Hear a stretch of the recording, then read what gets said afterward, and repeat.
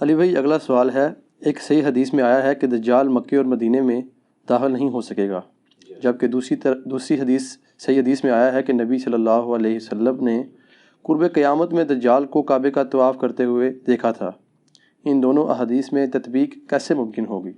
تطبیق اس میں تطبیق کہتے ہیں آپٹیمل سولوشن، یعنی دو چیزیں جو بظاہر ٹکرا رہی ہوں تو اس میں ایسا سولوشن بتایا جائے کہ دونوں چیزیں بیک وقت سیٹسفائی ہو جائیں، اس کو کہتے ہیں تطبیق۔ یہ پیورلی ایک ریلیجس ٹرم ہے جو یوز ہوتی ہے اس طرح کے معاملات کے اندر، کہ بظاہر اب ایک طرف یہ ٹھیک ہے، صحیح بخاری اور مسلم دونوں میں حدیث موجود ہے کہ نبی علیہ السلام نے فرمایا کہ جب دجال مدینہ شریف کی طرف آئے گا تو اس وقت مدینہ کے 7 دروازے ہوں گے، ہر دروازے کے اوپر 2 فرشتے مقرر ہوں گے جو حفاظت کریں گے، اسے مدینہ میں داخل نہیں ہونے دیں گے حتیٰ کہ وہ احد پہاڑ کے پیچھے جا کے اپنا قیام کرے گا، اور پھر فرشتے اسے شام کی طرف ہانک دیں گے۔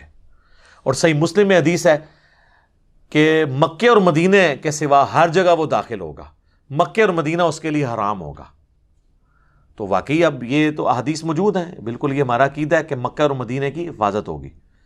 بخاری اور مسلم دونوں میں حدیث ہے کہ دین قرب قیامت میں مدینہ میں آ جائے گا، اور مسلم میں ایک حدیث میں الفاظ ہیں 2 مساجد میں آ جائے گا، حرم مکہ اور حرم مدینہ۔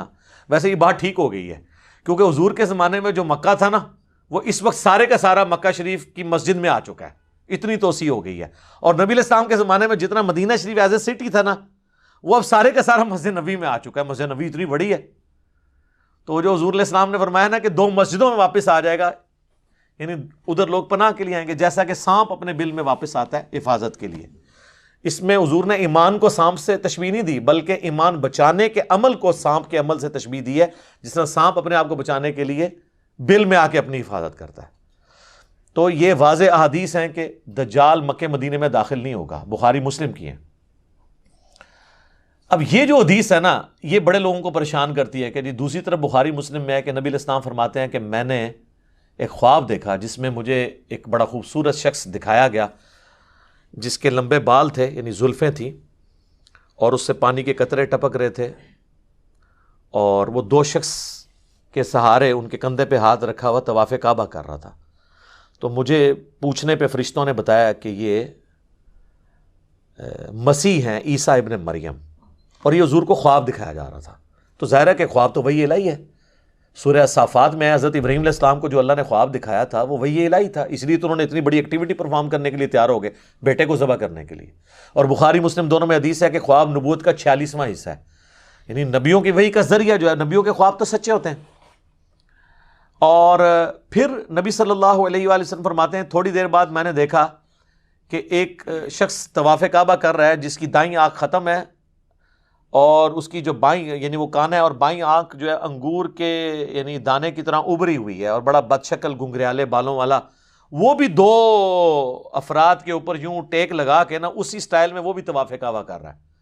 تو میں نے پوچھا یہ کون ہے؟ تو مجھے بتایا گیا یہ مسیح دجال ہے، وہ اوریجنل مسیح یعنی کرائسٹ، اور یہ ہے اینٹی کرائسٹ۔ وہ اکثر لوگ کہتے ہیں دجال کو مسیح کیوں کہا جاتا ہے؟ مسیح تو حضرت عیسیٰ ہے۔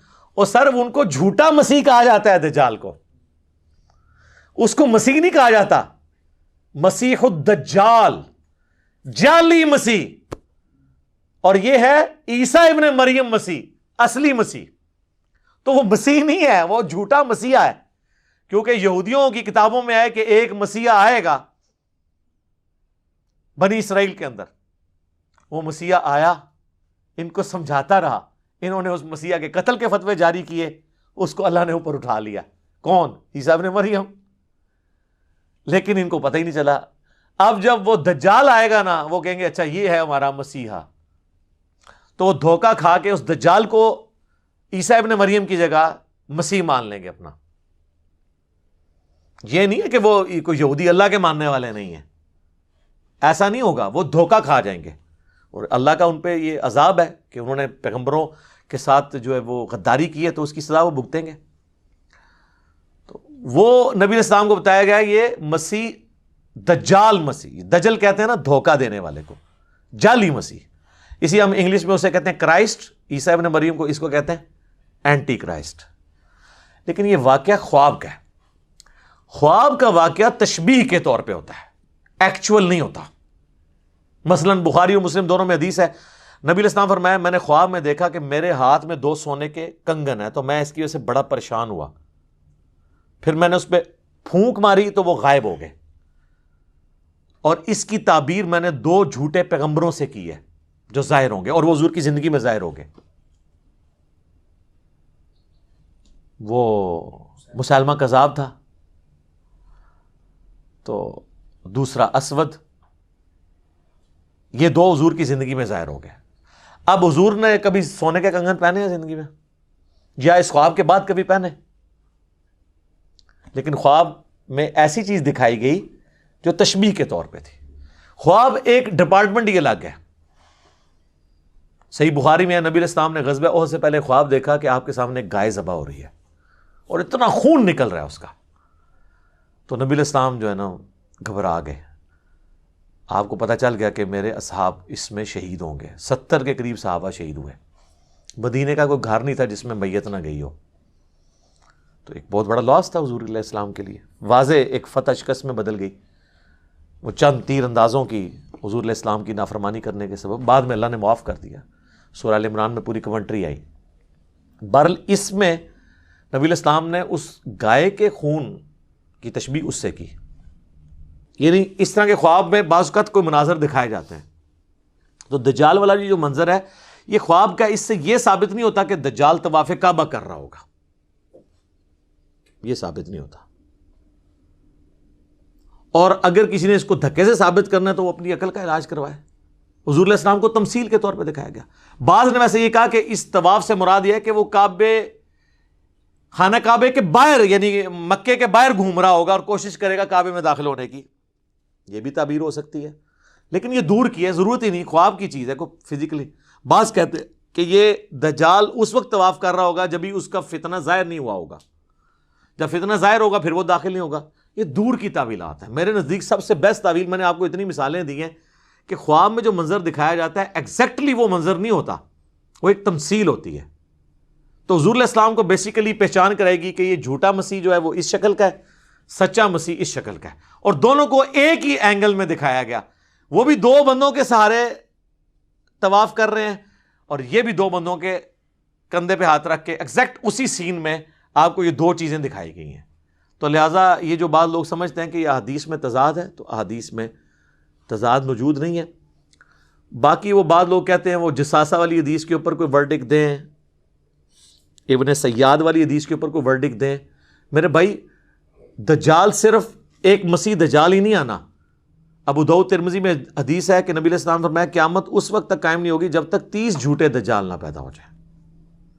تو دجال ایک سے زیادہ آنے ہیں۔ غلام احمد قادیانی بھی ان دجالوں میں سے ایک دجال ہے، کیونکہ اس میں ہے کہ ان میں سے ہر ایک دعویٰ کرے گا کہ میں اللہ کا پیغمبر ہوں۔ یہ دجال بھی پہلے پیغمبر ہونے کا دعویٰ کرے گا، پھر خدائی کا دعویٰ کر دے گا۔ بخاری مسلم میں یہاں تک آتا ہے اس کے حکم سے بارش برسے گی، وقتی طور پہ، آزمائش کے طور پہ زمین اگائے گی، تاکہ جو بزرگوں کے ماننے والے ہیں وہ فوراً اس کو بزرگ مان لیں۔ اسی تو پھر بھی نہیں مننا، سانو تو فرق نہیں پیندا، اسی تو کہنے سانو دکھاؤ قرآن دی سی کتنے لکھا ہے کہ تو آنا ہے بھائی۔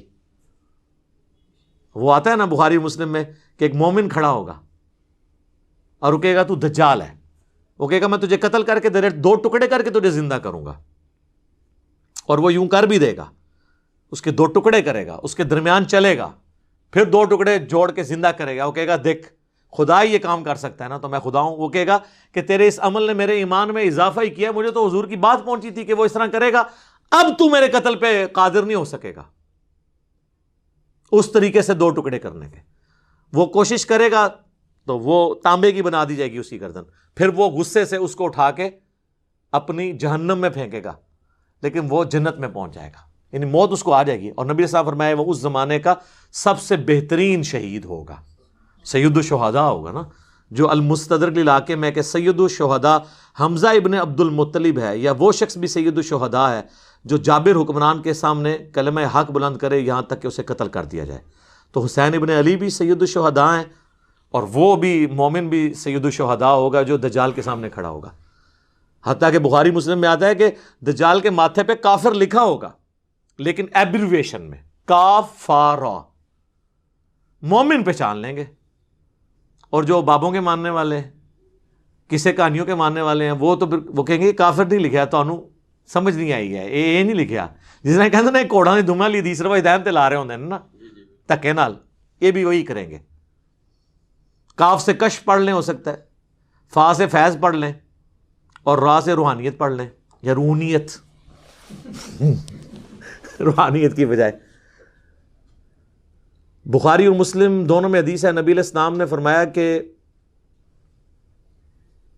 حضرت آدم علیہ السلام سے لے کے سارے پیغمبر اپنی اپنی امتوں کو دجال کے فتنے سے آگاہ کرتے آئے ہیں. اور مسلم میں ایک حدیث ہے کہ قیامت تک جتنے فتنے آئیں گے حضرت آدم علیہ السلام سے لے کے, دجال سے بڑا کوئی فتنہ نہیں ہے.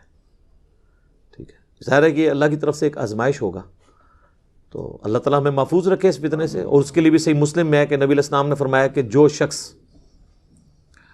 سورۃ الکہف کی پہلی 10 آیات یاد کر لے گا, اور ایک دوسری حدیث میں مسلم کی آخری 10 آیات کا بھی ذکر ہے, بہرحال پہلی 10 آیات یاد کر لیں تو وہ اس کے دجال کے فتنے سے بچ جائے گا. تو یہ آیات کوشش کریں روزانہ, نہیں تو ہفتے میں ایک دفعہ تلاوت کر لیں تاکہ یاد رہیں. باقی یہ ویڈیو شیڈیو ریکارڈ کرانا ہے جی دجال نے کدوں آنا ہے, بھائی میں تو نہیں دجال نو کٹ سکتا, جدوں آئے گا دیکھی جائے گی. تو اور لوگ اس طرح کے ٹاپکس میں بڑا انٹرسٹ, قیامت کی نشانی ہے جی. قیامت کی سب سے بڑی نشانی آج سے 1400 سال پہلے ظاہر ہو چکی ہے, نبی علیہ السلام کی بعثت. جی قرآن میں ذکر ہے, اقتربت الساعہ, قریب آ گئی قیامت, وانشق القمر, اور 2 ٹکڑے ہو گیا چاند. اور بخاری مسلم میں ہے کہ نبی علیہ السلام کے زمانے میں چاند 2 ٹکڑے ہوا, اللہ تعالیٰ نے یہ نشانی کے طور پہ دکھائی بات. پھر مسلم شریف کے الفاظ ہیں کہ میں اور قیامت اس طرح ساتھ بھیجے گئے ہیں جیسے یہ 2 انگلیاں, شہادت کی انگلی اور درمیان والی. یعنی اب میرے بعد کوئی نبی نہیں آئے گا, قیامت ہی آئے گی. ہزاروں انبیاء کی تاریخ میں آخری پیغمبر کا آنا اور پھر اس کے بعد قیامت آنا, تو سر قیامت کی نشانیاں ظاہر ہو چکی ہوئی ہیں. باقی جو آپ قیامت کی نشانیاں ظاہر کرتے ہیں نا, کوئی الٹا کام ہو جائے تو کہتے ہیں قیامت کی نشانی ہے. پھر میں کہنا یہ ساری نشانیاں پاکستان ہی پوریاں ہو رہی ہیں نے, باہر دے ملک دے لوگ سکون تھی زندگی گزار رہے ہیں. مہنگائی ہو جائے کہتے ہیں قیامت کی نشانی, بیسک نیڈز پوری نہ ہو قیامت کی نشانی, ہیومن سیکیورٹی نہ ہو کہتے ہیں قیامت کی نشانی. تو وہاں تو نشانیاں پھر ریورس ہو رہی ہیں. دبئی میں جائیں کوئی ڈاکہ مار کے بتائے, کوئی چوری کرے, 0 پہ کرائم ریٹ لے آئے ہیں وہ تو پھر لگتا ہے قیامت سے بہت دور جا رہے ہیں. اس طرح نہیں قیامت کی نشانی ہوتی. باقی آپ نے چسکے لینے کے لیے سننا ہے تو سنتے رہیں, اصل چیز یہ ہے کہ آپ آخرت کی تیاری کریں, ان چکروں میں نہ پڑیں. ٹھیک ہو گیا جی, جزاکم اللہ خیر.